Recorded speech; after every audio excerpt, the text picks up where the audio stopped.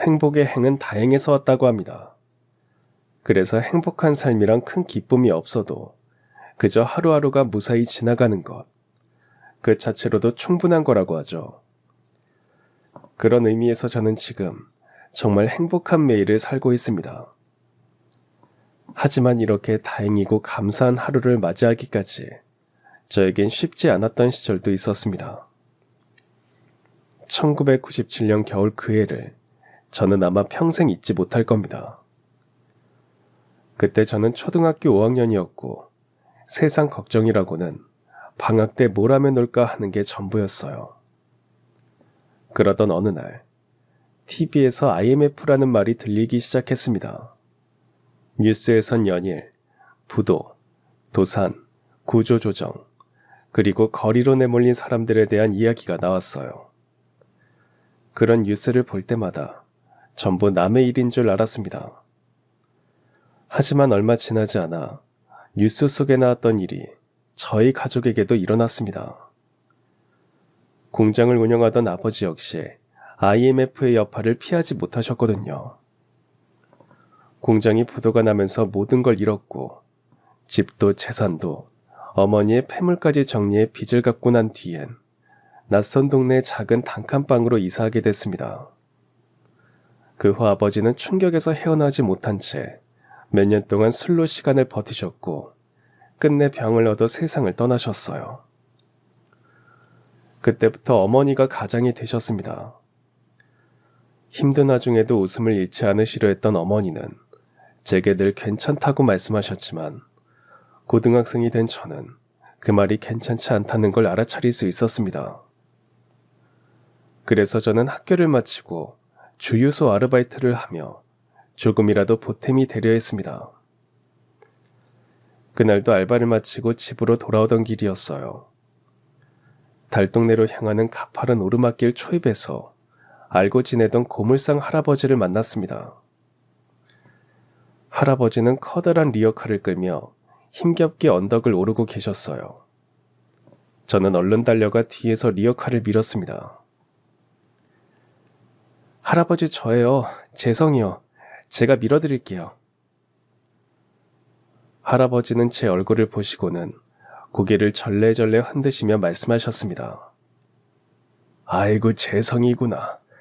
너도 일하고 와서 피곤할 텐데 그만해라. 매번 이렇게 안 도와줘도 돼. 나 혼자도 할 수 있어. 아니에요. 오르막길 경사가 너무 심해요. 저도 어차피 그 길로 가니까 할아버지 댁까지 밀어드릴게요. 그렇게 저는 한참 동안 리어카를 밀어드렸고 드디어 꼭대기에 있는 할아버지 집 앞에 도착했습니다. 할아버지는 리어카 안에서 낡은 책 몇 권을 꺼내 제게 건네셨습니다. 재성아 고생했다. 고마워. 매번 이렇게 도와주는데 내가 달리 줄 건 없고. 자, 이거 받아라. 오늘 주운 책들인데 너 같은 학생에겐 책이 제일 필요하지 않겠니? 내겐 그냥 종이 조각이지만 너한테는 좀 더 쓸모있지 않을까 싶다. 저는 감사하다고 인사하고 책들을 품에 안고 집으로 돌아왔습니다. 당시 저는 어머니의 병원비와 밀린 월세 때문에 걱정이 한가득이었습니다.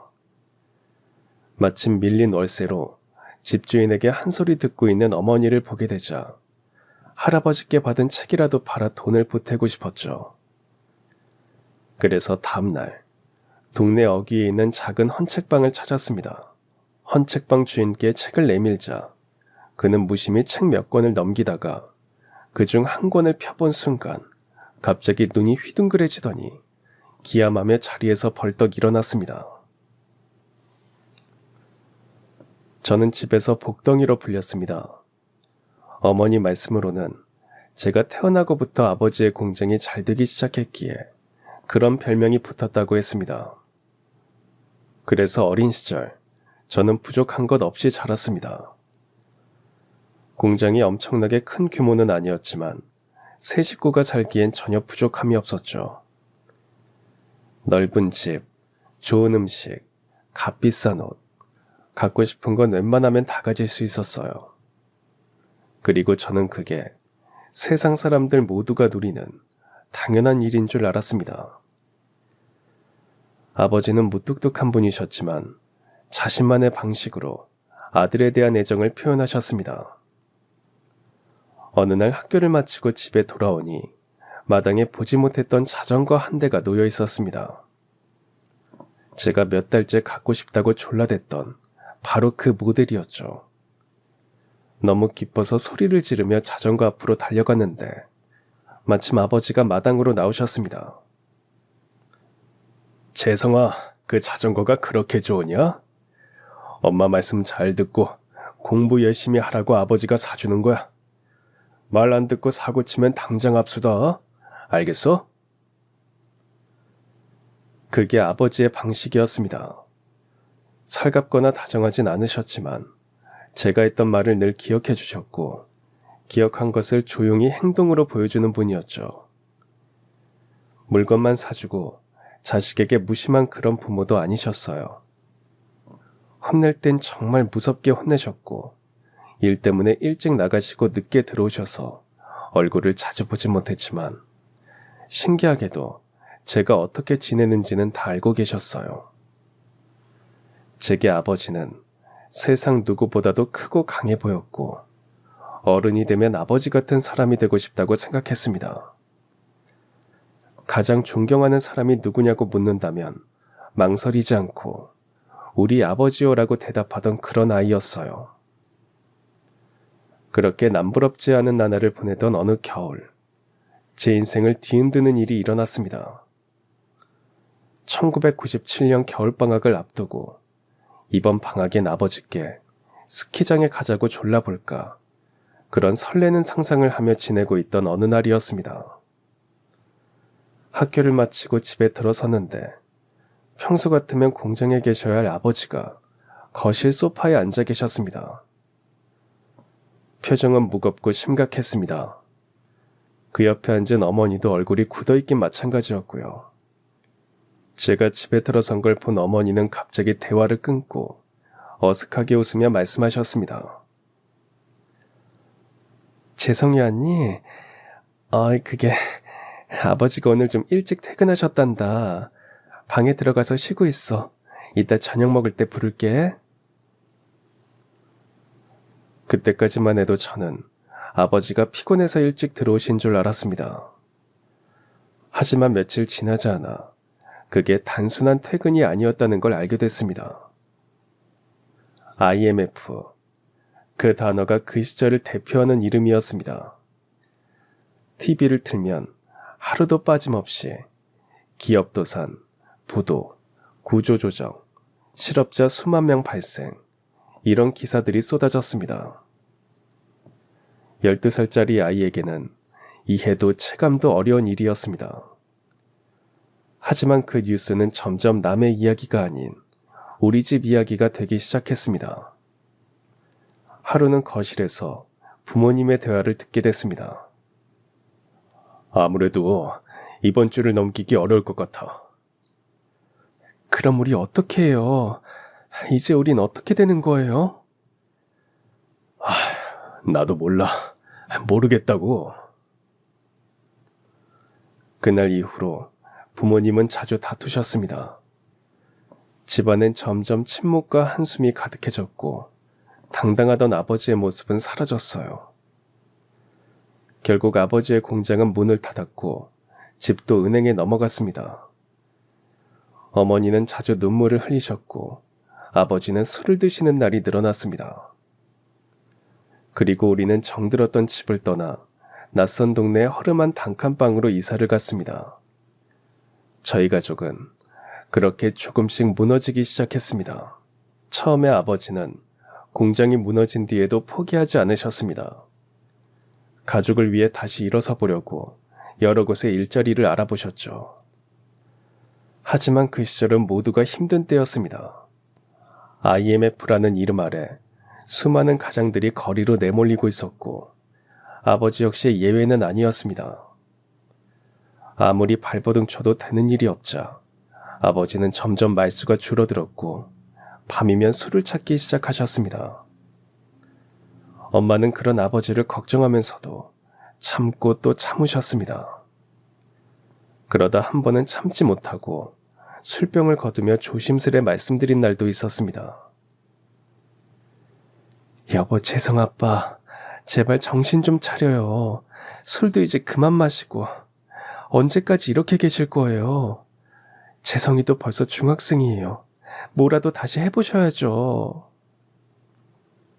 내가 지금 술 말고 뭘 할 수 있는데? 어? 나가봤자 누가 날 받아줘. 어차피 나가봤자 소용없어. 당신이 뭘 알기나 해? 잔말 말고 술이나 더 가져와.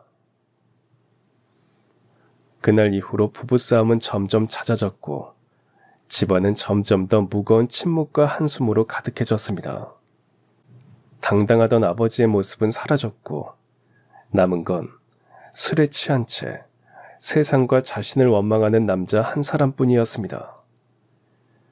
결국 엄마가 직접 일을 나가시기로 결심하셨습니다. 동네 식당에서 허드렛 일을 하며 가족의 생계를 이어나가셨죠. 하지만 엄마의 품삯만으로는 턱없이 부족했습니다. 그러던 어느 날이었습니다. 또다시 술에 잔뜩 취한 아버지가 들어오셔서 술 살 돈을 내놓으라며 주정을 부렸습니다. 어머니는 더 이상 참지 못하고 소리치듯 말하셨습니다. 여보, 제발 그만 좀 마셔요. 지금 술 살 돈도 없어요. 정말 없다고요. 이제 돈 번다고 눈에 뵈는 게 없나 보지? 잔말 말고 돈 내놔, 어? 돈 어디 있어? 아버지는 방을 헤집기 시작했습니다. 서랍도 열고 옷장을 뒤지고 심지어 장판까지 뒤집어가며 마치 술 없이는 숨도 못 쉬는 사람처럼 광적으로 돈을 찾아 헤매셨습니다. 그러다 결국 제 가방 속에 넣어둔 학교 급식비 봉투를 찾아내셨습니다. 안 돼요. 그건 안 돼요. 그거 우리 재성이 급식비예요. 안 그래도 벌써 3달이나 밀렸단 말이에요. 제발요, 여보. 어머니가 빌어봐도 소용없었습니다. 아버지는 흔들리는 손으로 그 돈을 움켜쥐고 나가버리셨고 남겨진 엄마는 아무 말 없이 고개를 떨군 채 눈물만 흘리셨습니다. 그렇게 몇 년이 흘렀고 아버지는 결국 술 없이는 살 수 없는 사람이 되어버렸습니다. 몸은 점점 망가져갔고 언젠가부터는 눈빛조차 흐려져 있었습니다. 그리고 어느 날 갑작스레 들이닥친 심장마비로 아버지는 세상을 떠나셨습니다. 의사 선생님은 과도한 음주로 인한 알코올성 심장 이상이 원인이라고 말했습니다. 장례를 마친 뒤 어머니는 아버지 영정사진을 바라보다가 조용히 말씀하셨습니다. 재성아, 너희 아버지 참 불쌍한 사람이야. 너무 미워하지는 마라. 삶이 너무 갑자기 힘들어져서 그 사람도 어쩔 수 없었던 거겠지. 우리 아버지 잘 보내드리자. 후회 없도록 따뜻하게. 어머니의 말씀에 저는 고개를 끄덕였고 어머니는 흐르는 눈물을 닦으셨습니다. IMF를 겪고 아버지가 돌아가신 이후 가장 많이 달라진 사람은 바로 어머니였습니다. 예전엔 집안에서 살림만 하시던 전형적인 가정주부였지만 아버지가 쓰러지고 집까지 잃게 되면서 어머니는 스스로 모든 짐을 짊어지기로 결심하신 듯 했어요. 어느 날 이른 저녁이었어요. 어머님 마른 손으로 제 머리를 쓰다듬으며 말씀하셨습니다. 재성아, 엄마 내일부터 새벽에 일 나가야 해. 그러니까 아침은 혼자서 챙겨 먹고 학교 잘 가야 해. 알겠지? 엄마, 그 새벽 일 그만두시면 안 돼요? 너무 무리하시는 것 같아서 걱정돼요. 이렇게라도 안 하면 빚은 어떻게 갚고 월세는 어떻게 내니? 그리고 앞으로 네 학비 되려면 엄마가 일을 해야지. 괜찮아. 엄마는 튼튼해. 너는 아침 꼭 챙겨 먹고 지각하지 말고 학교 가. 어머니는 새벽에는 빌딩 청소, 낮에는 백반집 서빙, 저녁에는 고깃집 주방 일을 하셨습니다. 하루 종일 서서 일하고 또다시 새벽에 일어나셨죠. 그렇게 몸이 10개라도 부족한 삶을 살았지만 우리 형편은 쉽게 나아지지 않았습니다. 결국 단칸방마저도 감당하기 어려워졌고 우리는 달동네로 이사하게 되었습니다. 골목마다 빨래가 널려 있고 계단은 낡아 삐걱거리는 동네가 참 낯설었습니다. 이사 첫날, 어머니는 구석진방에 앉아 묵묵히 살림을 정리하던 손을 멈추고 저를 보며 미안한 듯 말씀하셨습니다. 재성아, 이런 데서 살게 해서 미안하다. 엄마가 좀 더 잘했으면 이렇게까지는 안 됐을 텐데. 엄마가 왜 미안해요? 전 진짜 괜찮아요. 오히려 제가 아무것도 못 도와드려서 죄송해요. 아니야, 그런 생각 하지 마라. 지금 재성이 네가 해야 할 일은 딱 하나야. 공부 열심히 하는 거. 너만 잘 자라주면 엄마는 그걸로 충분해. 그날 이후 저는 엄마를 실망시키지 말자는 생각 하나로 공부에 매달렸습니다. 형편이 어려워 학원을 다닐 수는 없었지만 학교 수업은 하나라도 놓치지 않으려고 애썼고 집에 오면 곧장 책상 앞에 앉았습니다. 그날도 학교 수업을 마치고 골목 버스에서 내려 달동네로 향하던 길이었습니다. 가파른 비탈길을 오르다 문득 앞에 있는 리어카 하나가 눈에 띄었습니다.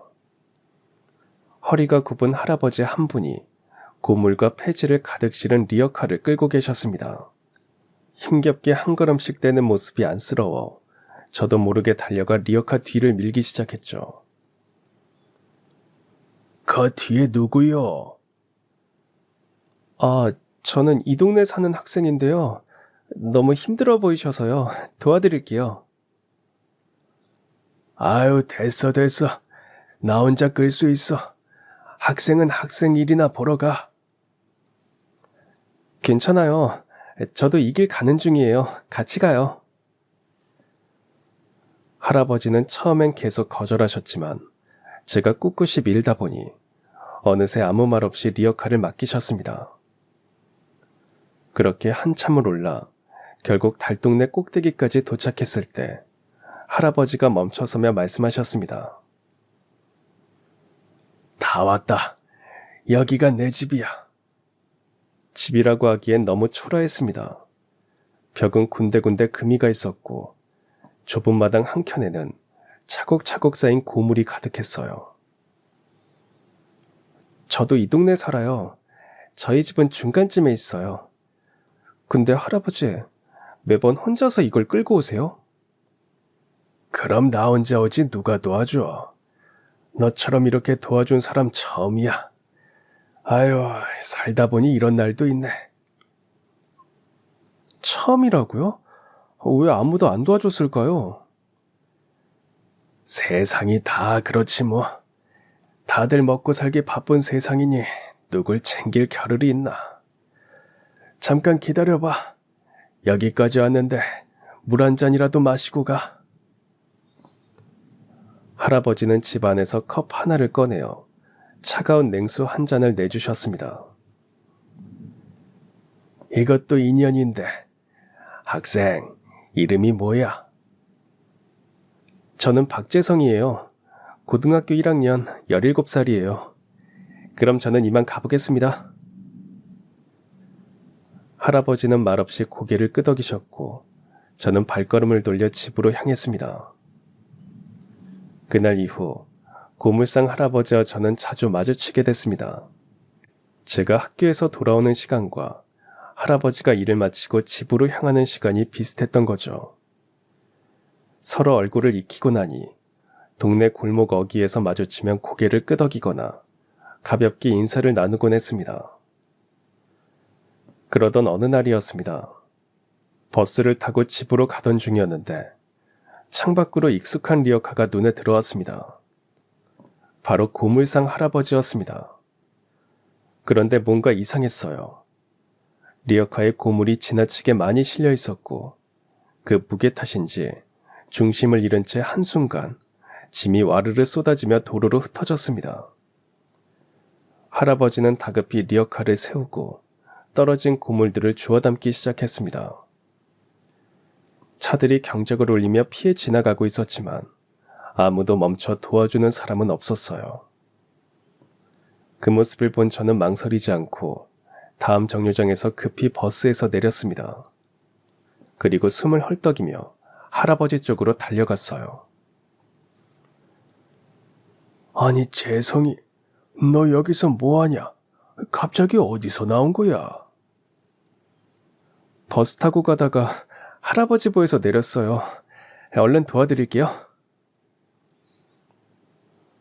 할아버지와 함께 급하게 도로 위에 고물을 주워 담았습니다. 종이, 깡통, 철사들이 흩어져 있었고 차에 치이지 않게 조심조심 손을 놀려야 했죠. 그날은 제가 리어카를 대신 끌었습니다. 할아버지는 뒤에서 천천히 따라오셨고요. 생각보다 리어카는 무겁고 다루기 어려웠습니다. 방향이 자꾸 흐트러졌고 팔힘이 어깨에 힘이 잔뜩 들어갔죠. 우와, 할아버지, 리어카 끄는 것도 이거 보통 일이 아니네요. 그럼 이게 쉬운 게 아니야. 보기엔 그냥 끄는 것 같아도 방향 잡는 것도 힘들고. 아휴, 오르막길은 말도 못해. 기술이 필요한 일이야. 한참을 그렇게 리어카를 끌고 마침내 달동네 꼭대기에 있는 할아버지 댁에 도착했습니다. 숨을 고르는 채게 할아버지는 쭈뼛거리며 다가오셨어요. 아까 도로 한복판에서 고물이 다 쏟아졌을 때 솔직히 진짜 당황스러웠다.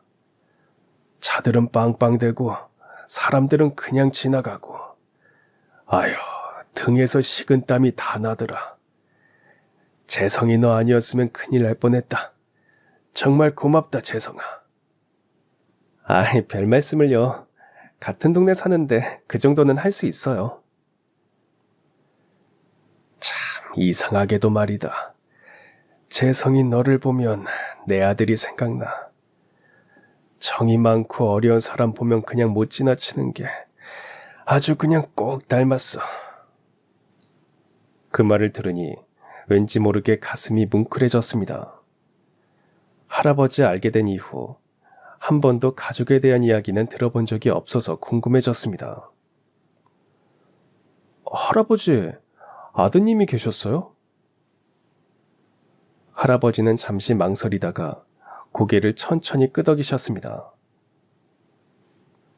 그럼 나도 한때는 가족이 있었지.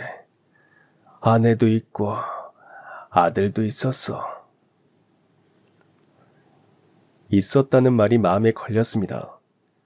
말투에서 짙은 그리움과 아픔이 느껴졌거든요. 지금은 다들 어디 계세요? 할아버지는 한숨을 내쉬며 담담히 이야기를 꺼내셨습니다. 아휴, 우리 애엄마는 진작 세상을 떠났고 그 뒤부터는 내가 하나 남은 아들 키웠지. 근데 IMF 때였어. 우리 아들이 좋은 대학 졸업하고 장사한다고 나섰는데 하필 그 시기에 나라 경제가 무너지면서 사업도 망해버린 거야. 가진 돈을 다 쏟아부었고 빚까지 내봤지만 결국 아무것도 못 지켰어. 그러다가 그만 교통사고로 먼저 갔어. 한참 젊은 나이에.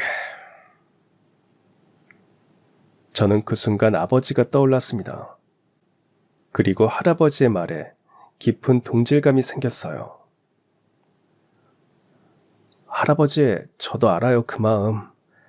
저희 아버지도 IMF 때 힘든 일을 겪으셨거든요. 할아버지는 한참 제 얼굴을 바라보시더니 용기를 내라는 듯 말씀하셨습니다. 그래도 살아있는 사람은 살아야지. 그러면 언젠간 좋은 날이 오겠지. 안 그러냐? 그리고 할아버지와 대화를 마치고 그 후 집으로 돌아왔을 때는 평소라면 고깃집에서 일하고 계실 어머니가 집에 계셨습니다. 이렇게 누군가 집에서 저를 맞아주는 건 정말 오랜만이었어요. 재성아, 왜 이제 와? 오랜만에 같이 저녁 먹으려고 기다리고 있었는데. 엄마, 오늘 일찍 끝나셨어요? 아, 고깃집에 수도 문제가 생겨서 오늘이랑 내일은 쉬게 됐어. 근데 왜 이렇게 늦었어? 저기 꼭대기 사시는 고물상 할아버지 있잖아요. 도로에 고물을 쏟으셔서 그거 도와드리느라 좀 늦었어요. 그래? 아유, 잘했다. 안 그래도 어려운데 서로 도우며 살아야지. 어머니는 부엌으로 가셔서 저녁을 준비하시고 저는 교복을 갈아입으러 방으로 들어갔습니다. 그런데 갑자기 부엌 쪽에서 유리 깨지는 소리가 났습니다. 놀라서 뛰어나가 보니 어머니가 바닥에 쓰러져 계셨습니다. 어머니는 가슴을 부여잡고 그대로 바닥에 주저앉아 계셨습니다. 저는 손이 벌벌 떨리는 와중에도 119에 전화를 걸었어요. 구급차가 도착하기 전까지 그 짧은 시간 동안 저는 태어나서 처음으로 신에게 기도했습니다. 제발 어머니만은 데려가지 말아주세요. 그렇게 간절히 빌었습니다. 병원에 도착해 이것저것 검사를 받은 뒤 의사 선생님이 말씀하셨습니다. 환자분의 병명은 협심증입니다. 심장의 혈관이 좁아지면서 산소 공급이 원활하지 않게 되는 상태죠. 지금은 다행히 초기 단계라 약물로 조절이 가능합니다. 다만 무리하거나 스트레스를 받으면 상태가 급격히 나빠질 수 있어요. 가까이서 지켜보시고 절대 무리하게 일하게 두면 안 됩니다. 큰 병이 아니라는 말에 안도했지만 곧바로 다른 걱정이 밀려왔습니다.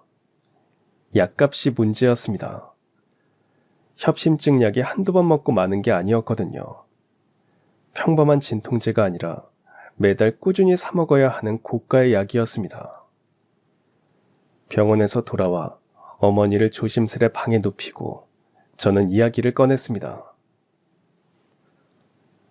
엄마, 오늘 의사 선생님 말 들으셨죠? 스트레스 받으면 안 된대요. 그러니까 제발 일 좀 줄이세요. 재성아, 어떻게 일을 줄이겠어. 약값이 만만치 않아. 우리 사정의 그 돈 어떻게 감당하니? 엄마, 그러면 저녁에 나가는 고깃집 일만이라도 그만두세요. 대신 제가 아르바이트 할게요. 넌 공부가 먼저지. 엄마는 아직 괜찮아. 약도 먹고 있고. 공부는 알바하면서도 할 수 있어요. 나중에도 할 수 있고요. 근데 엄마가 안 계시면 전 아무것도 못해요. 한참을 설득하고서야 어머니는 마지못해 고깃집 일을 그만두기로 하셨고 그날부터 저는 근처 주유소에서 밤마다 아르바이트를 시작했습니다. 낮엔 학교, 밤엔 일. 몸은 힘들었지만 마음은 조금 놓였어요. 며칠 후 아르바이트를 마치고 돌아오는 길에 리어카를 끌고 가는 고물상 할아버지를 오랜만에 만났습니다. 할아버지, 제가 좀 도와드릴게요. 어이, 재성이구나. 고맙다. 근데 요즘 얼굴이 잘 안 보이던데 무슨 일 있냐? 주유소에서 아르바이트 시작했어요. 엄마가 요즘 몸이 안 좋으셔서요. 협심증이래요. 아이고, 그랬구나. 그래서 네가 돈 번다고 나선 거야? 네, 엄마 약값이 꽤 돼서요. 엄마도 저렇게 아프신데 공부만 하고 있을 순 없더라고요. 제가 할 수 있는 건 해야죠. 이야기를 하며 걸으니 어느새 할아버지 집에 도착했습니다. 할아버지는 자신의 가방에서 작은 병을 몇 개 꺼내셨어요. 재성아, 이거 피로회복제야. 내가 아는 사람이 준 건데 너 가져가라. 밤에 일하다가 힘들면 하나씩 마셔. 그렇게 집으로 돌아왔는데 집안이 조용했습니다. 거실 불은 꺼져 있고 신발장엔 어머니 신발이 없었어요. 불안한 마음으로 기다리기를 몇 시간. 밤 11시가 훌쩍 넘은 시간에 어머니가 들어오셨습니다. 문을 열자마자 어머니에게서는 고기 냄새가 풍겨왔어요. 엄마, 지금 고깃집 다녀오신 거예요? 관두셨다고 했잖아요. 재성아, 그게 그 집 사장님이 마지막으로 한 달만 도와달라고 해서 그동안 같이 일했던 정이 있지 단번에 거절을 못하겠더라고. 엄마, 그렇게 일하시다 또 쓰러지시면 어쩌려고요? 제가 더 일할게요. 그러니까 제발 엄마는 좀 쉬세요. 네가 지금 그럴 나이니? 공부해야 할 시기잖아. 엄마는 약 먹고 괜찮다니까? 네가 일하는 건 반대야. 서로의 마음이 다치지 않게 하려다 보니 오히려 말다툼이 길어졌고 큰 소리도 오갔습니다. 그런데 그 순간 어머니가 다시 가슴을 움켜쥐고 휘청이셨어요. 저는 깜짝 놀라 어머니를 부축했습니다. 저는 정신이 아득해졌습니다. 어머니를 부축하다가 안 되겠다 싶어 택시를 잡아타고 병원으로 달려갔어요. 검사 결과는 생각보다 심각했습니다. 의사는 협심증이 빠르게 진행됐고 약물 치료만으론 더 이상 버틸 수 없는 상태라고 했습니다. 지금은 스텐트 삽입 시술을 받아야 합니다. 이건 좁아진 혈관을 확장시키는 시술인데 더 늦추면 심근경색 같은 큰 문제로 이어질 수 있어요. 위험하진 않나요? 그거 하면 엄마 괜찮아지시는 거죠? 시술 자체는 많이 하는 안전한 방식이지만 지금 상태로는 하루라도 빨리 받는 게 좋습니다. 그 말을 듣고 저는 멍하니 앉아 있었습니다. 의사 선생님의 설명도 주변 소리도 다 흐릿하게만 들렸어요. 머릿속엔 단 하나의 단어만 맴돌았습니다. 돈. 늘 그랬듯 문제는 결국 돈이었습니다. 우리 집 형편에 시술비까지 감당하는 건 불가능에 가까웠어요. 어머니 상태는 시급한데 당장 병원비를 마련할 방법이 보이질 않았죠. 집으로 돌아와 어머니를 눕히고 난 뒤 저는 잠도 오지 않아 뜬 눈으로 밤을 지새웠습니다. 그 다음날 출근하자마자 주유소 사장님께 조심스레 말을 꺼냈습니다. 사장님, 혹시 죄송한데 월급을 조금만 갑을 받을 수 있을까요?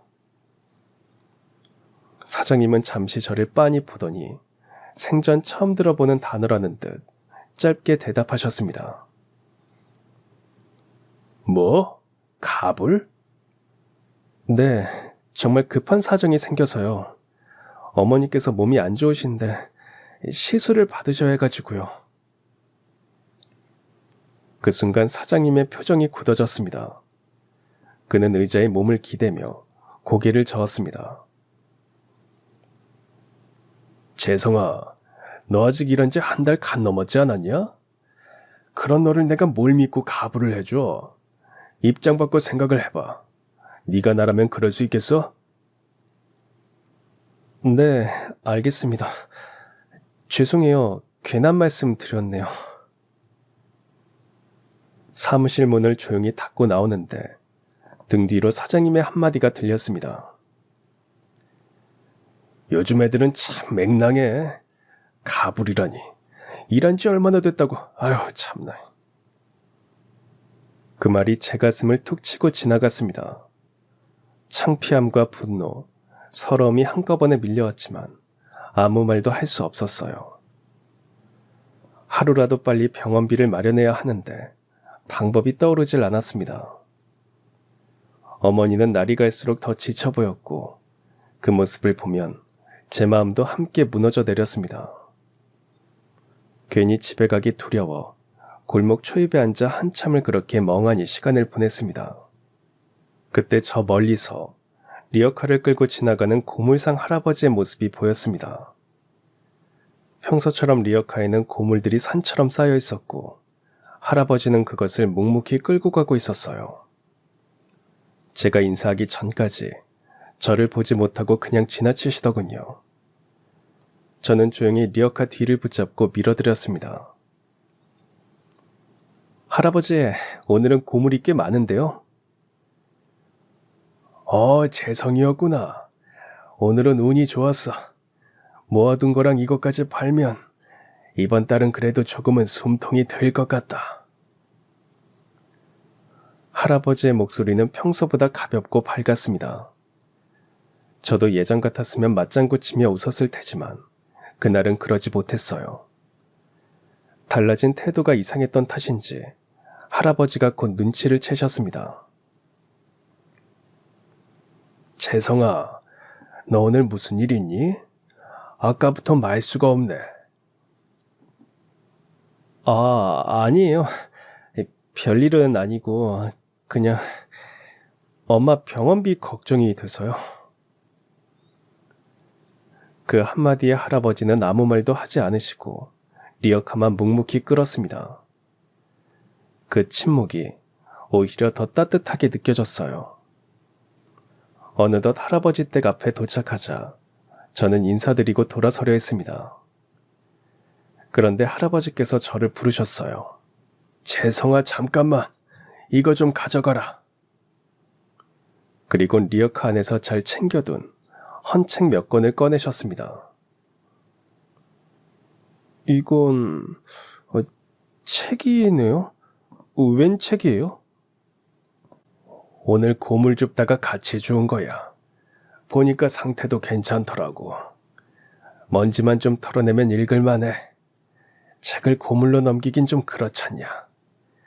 전에 보니까 너 책도 좋아하는 것 같던데. 가져가서 읽어봐. 네. 감사합니다, 할아버지. 입으로는 감사하다고 했지만 솔직히 그 순간엔 책이 눈에 들어오지 않았어요. 그땐 책을 읽을 여유도 마음도 없었거든요. 시술비는커녕 오늘 하루도 버텨내기 벅찼으니까요. 책을 품에 안고 터덜터덜 집으로 향했습니다. 집에 가까워질수록 뭔가 이상한 기분이 들었어요.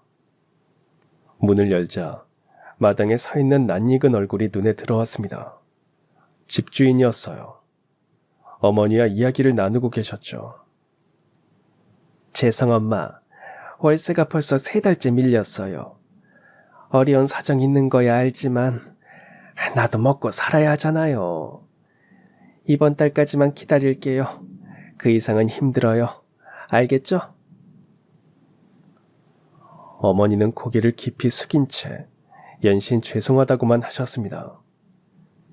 그 모습에 가슴이 또 한 번 무너졌습니다. 사모님 정말 죄송해요.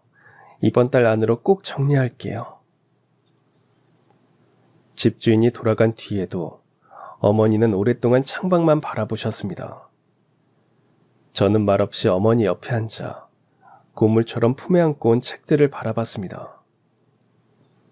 시술비, 약값, 밀린 월세, 하나같이 감당하기 어려운 무게들이 제 어깨 위에 덕지덕지 얹혀있는 기분이었습니다.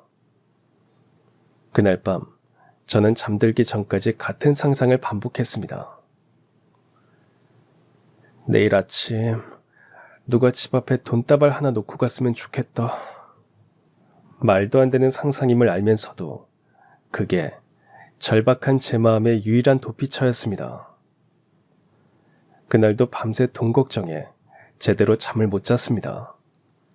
학교에 가는 발걸음조차 무거웠어요. 어머니 시술비에 밀린 월세까지 머릿속은 온통 숫자와 계산으로 가득했죠. 학교 가는 길 동네 어귀를 지나는데 한켠에 있는 헌책방 간판이 눈에 들어왔습니다.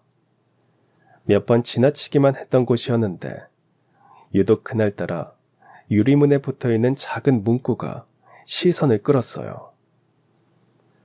헌책 삽니다. 판매 구입 환영. 그걸 본 순간 어제 고물상 할아버지께 받았던 책들이 떠올랐습니다. 사실 별 기대는 없었습니다. 고작해야 몇천 원, 많아야 10,000원 남짓이겠지 싶었죠. 그렇다 해도 제게는 그 단돈 몇천 원도 절실했기에 팔아봐야겠다는 생각이 들었어요. 그래서 학교 수업이 끝나자마자 서둘러 집에 들렀고 책을 가방에 넣은 뒤 책방으로 향했습니다. 작은 간판 아래로 들어서자 문에 매달린 방울이 맑은 소리를 냈고 책방 안쪽에 앉아있던 사장님이 고개를 들고 저를 반겼습니다. 어서 오세요. 우리 학생은 무슨 책 찾으시나? 참고서? 아니요. 책을 사러 온 건 아니고요. 팔려고요. 그래요? 어디 한번 보자. 어떤 책인지 한번 볼까? 사장님은 살짝 놀란 듯 고개를 끄덕이더니 손짓으로 책을 내보이라 하셨습니다.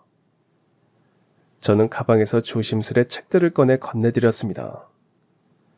사장님은 낡은 안경을 고쳤으며 한 권씩 조심스럽게 살펴보기 시작했어요. 한참을 넘기시던 중 어떤 책 한 권에서 손이 멈췄습니다. 그 책을 천천히 펼치시더니 안쪽 표지를 유심히 들여다보며 입가가 굳어졌습니다. 처음엔 무슨 문제가 있나 싶었는데 점점 사장님의 표정이 변하더니 눈이 동그래졌습니다. 그리고는 갑자기 자리에서 벌떡 일어나 제게 다가왔습니다. 학생. 이 책, 이거 어디서 났어요? 예? 그 책이요? 고물상 할아버지가 주셨어요. 왜요? 무슨 일 있나요? 뭐 이상한 거예요? 사장님의 손은 책을 꼭 쥔 채 살짝 떨리고 있었고 목소리는 흥분으로 가득 차 있었습니다. 마치 보물을 발견한 듯 눈빛은 반짝였고 말투도 달라졌어요. 이거 정말 귀한 책이에요. 내가 이 책방 차린 지 15년은 됐는데 이런 책은 처음 봤어. 이건 초판본이에요, 초판. 아주 오래전에 한정 수량으로만 출간된 거라 지금은 구하려 해도 못 구해요. 완전 희귀본입니다. 수집가들 사이에선 이거 진짜 보물이에요. 저는 사장님의 말을 다 이해하진 못했지만 그 책이 그냥 헌 책은 아니라는 건 느낄 수 있었습니다. 그게 그렇게 좋은 책이에요? 좋고 말고 이건 잘만 팔면 최소 700은 받을 수 있어요. 아니 이 상태가 워낙 좋아서 더 나올 수도 있어. 자고로 희귀본은 상태가 생명이거든. 700이요? 설마 700만 원 말씀하시는 거예요? 그럼 700원이겠어? 당연히 700만 원이지. 학생운 진짜 좋은 거야. 내가 지금 바로 살게. 팔 거면 나한테 넘겨요. 내가 시세보다 더 잘 쳐줄게. 순간 머릿속이 하얘졌습니다. 700만 원. 지금 제게 그 돈이면 어머니 시술비도 밀린 월세도 다 해결할 수 있었습니다. 수많은 걱정들이 한꺼번에 날아가는 것 같았죠. 그런데 이상하게도 선뜻 팔겠다는 말이 나오지 않았습니다. 그 책은 처음부터 제 것이 아니었기 때문입니다. 고물상 할아버지가 주신 책, 그것도 읽어보라며 손수 먼지를 털어내어 주신 마음이 담긴 선물이었죠. 당장 돈이 필요했지만 그 책을 팔아버리는 건 어딘가 잘못된 일처럼 느껴졌습니다. 조금 망설이다가 저는 책을 조심스레 사장님께 다시 돌려달라고 했습니다. 사장님, 그 책 그냥 돌려주세요. 사실 이 책은 제 것이 아니라서요. 주신 분이 따로 계시거든요. 이게 이렇게 비싼 건지 몰랐어요. 그래서 그분께 돌려드려야 할 것 같아요. 사장님은 아쉽다는 듯 입맛을 다시며 책을 건네주셨습니다. 그래요? 그럼 어쩔 수 없지. 그치만 학생 꼭 전해줘요. 만약 그분이 이 책 팔 생각이 있으시면 딴 데 가지 말고 꼭 여기로 오라고. 내가 제일 좋은 가격에 바로 살 테니까. 알겠죠? 네, 전해드릴게요. 감사합니다. 책을 품에 안고 책방을 나서는 길. 저는 복잡한 감정에 휩싸였습니다. 한편으론 아쉬움도 있었지만 그 책을 되돌려드려야 한다는 생각만은 이상하리만치 또렷했습니다. 저는 곧장 달동네 꼭대기에 있는 고물상 할아버지 댁으로 향했습니다. 좁고 가파른 골목길을 올라 도착하니 할아버지는 마당 한쪽에서 고물을 정리하고 계셨습니다. 할아버지는 제 모습을 보시자마자 얼굴이 환해지셨죠. 재성아, 이 시간에 어쩐 일이냐? 아이고, 이 땀 좀 봐. 달동네 꼭대기까지 올라오느라 힘들었겠다. 물이나 한잔 할래? 괜찮아요, 할아버지. 그보다 드릴 말씀이 있어서요. 저는 가방에서 팔려다가만 책 한 권을 꺼내 할아버지께 내밀었습니다. 할아버지의 눈동자가 책을 향하더니 곧 익숙한 듯 고개를 끄덕이셨습니다. 이 책은 어제 내가 준 책 아니냐?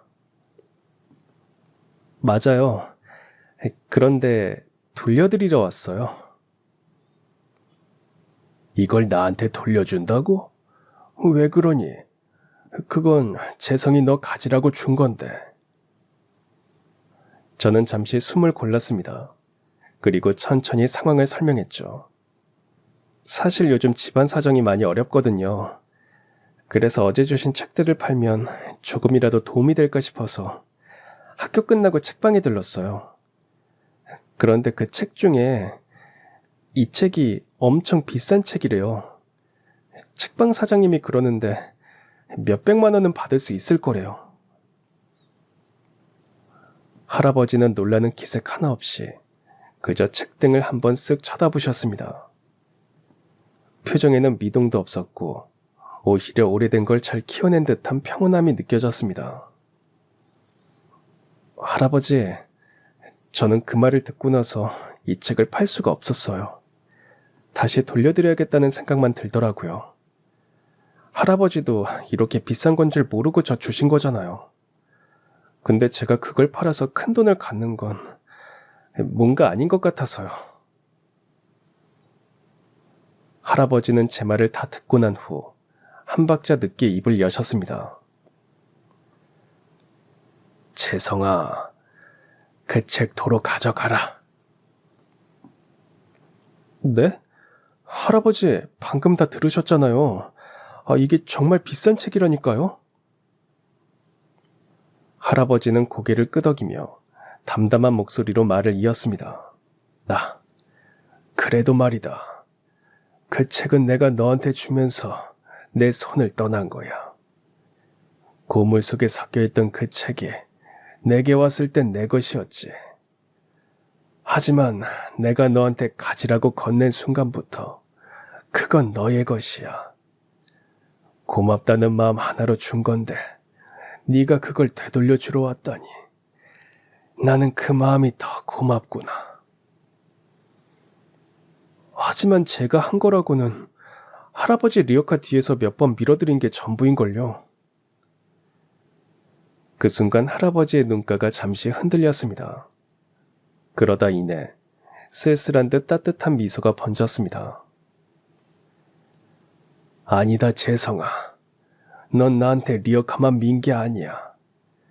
넌 내 말동무였고 내 하루의 기쁨이었고 내 손자 같은 존재였다.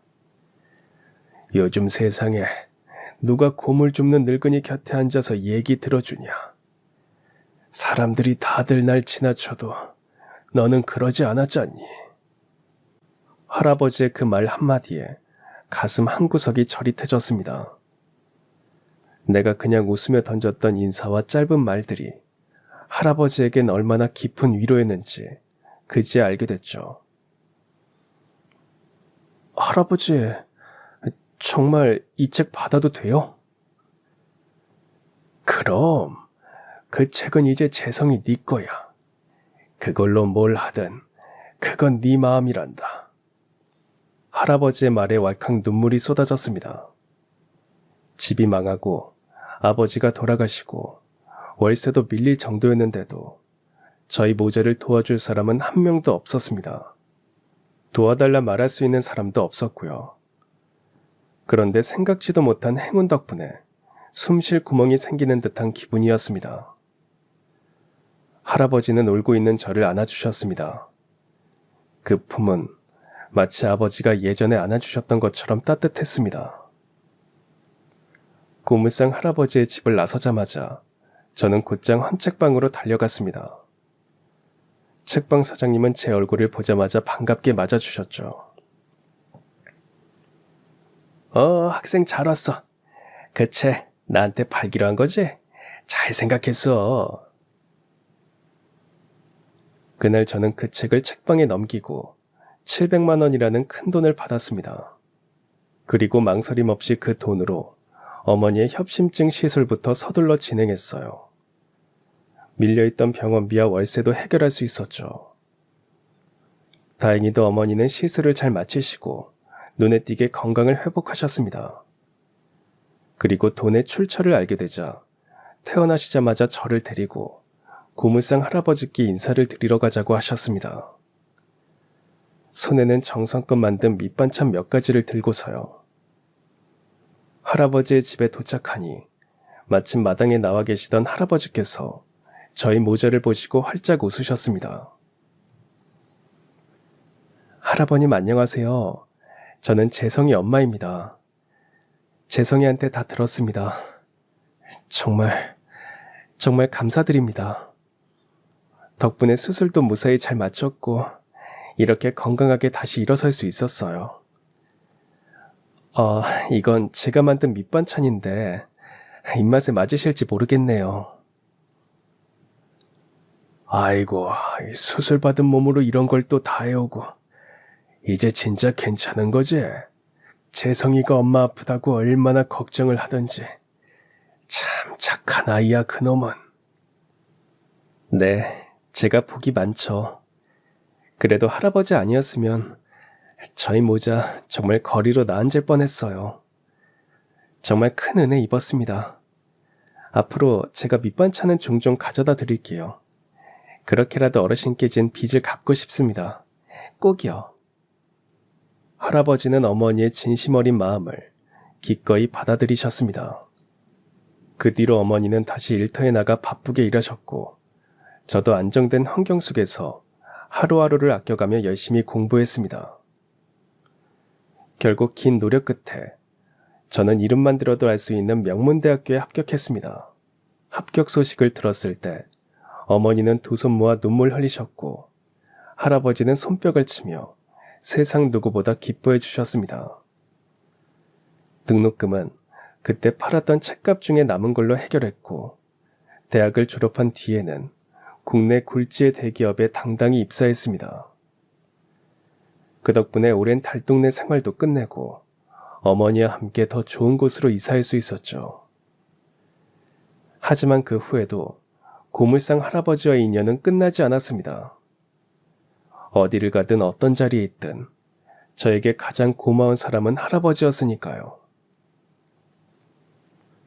할아버지, 저 왔어요. 재성이요.